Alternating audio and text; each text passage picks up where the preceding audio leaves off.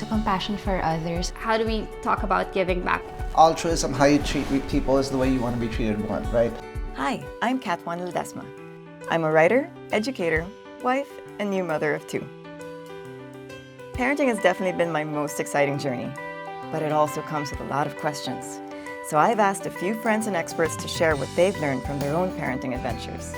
We've compiled the best stories and tips in the hopes that their experiences will enlighten yours. This is The Parent Files. Brought to you by the Parenting Emporium and ASCOF Lagundi, the #1 natural cough remedy.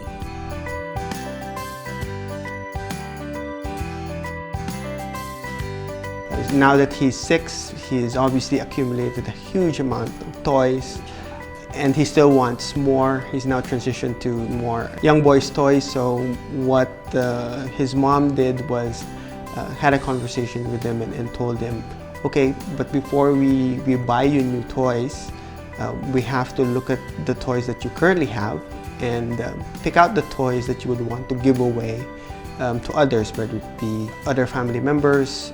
We'll donate them to charity or do whatever, so that he's involved in that process of giving back. He's learned it when he was quite young pa lang. It started off when Gavin was seeing the kids in the street selling sampaguita or begging.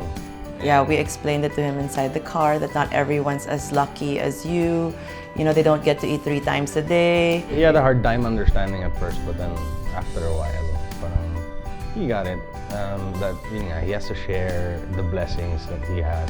Thanks to sports, my kids are exposed to kids from all walks of life. Macy was exposed to a lot of friends and opponents who don't have what she has, and she knows it, like they don't have the same gear she has, the same, even shoes. We always tell her that she should make friends with them and treat them the same, and I think she's doing pretty well. She knows that there are kids who didn't have tennis shoes, so some kids in the provinces, they would like walk to the tennis court barefoot just so they won't wear out the soles of their shoes. Some kids would they would get the rubber from the wheel and just glue it into their shoes just so they have, tennis shoes. In fact, she's doing it this year. She wants to start a project so that she can raise money and buy shoes to help out these kids. The school also exposes them quite a lot to donations or helping. Yes. And this is good. So they do like little field trips where they do, I think with the Girl Scouts, they help communities, just like helping them with, cleaning up an area. And that's good because it's like already the culture of trying to help is there without really getting anything in return. With Corinne, early on, I instilled in her the sense of charity, but not the sense of charity because you give to the less fortunate. It's a sense of charity because you're a good human being. So for her birthday and my birthday, normally she calls them the Wawa kids, and normally we make donations to certain institutions, or I try not to buy her a lot of toys. But then what happens is if she gets a new toy, then she has to put a toy aside, and she has to give those to other children that don't have that toy, basically.